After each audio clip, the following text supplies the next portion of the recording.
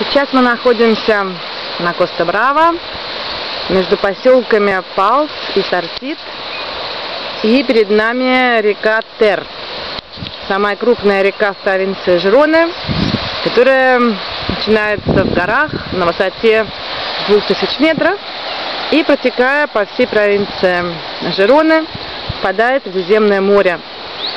В дельте река образует заливы, лужицы, и это место очень популярно среди местных жителей. Вдоль реки можно видеть настоящие птичьи базары.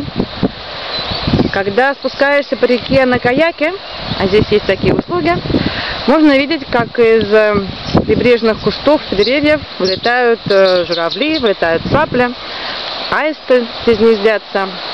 И вот вдоль реки, это одна из дорожек, здесь очень много пешеходных дорог, или вот таких вот проселочных, по которым очень приятно пройтись или проехаться на велосипеде.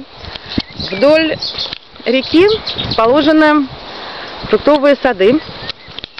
Выращивают яблоки, груши, персики, нектарины.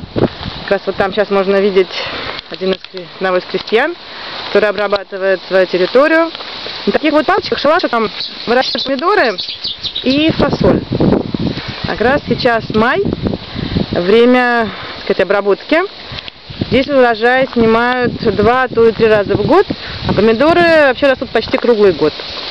Эта зона очень тихая, очень спокойная, зеленая. Тут нет массовых застроек, нет крупных отелей, нет больших населенных пунктов.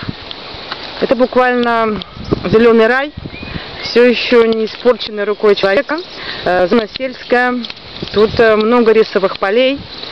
И те люди, те местные жители, туристы, которые знают эти места, все еще могут насладиться такой нетронутой природой, потрясающим воздухом, очень красивыми видами рядом с морем на Коста-Браво.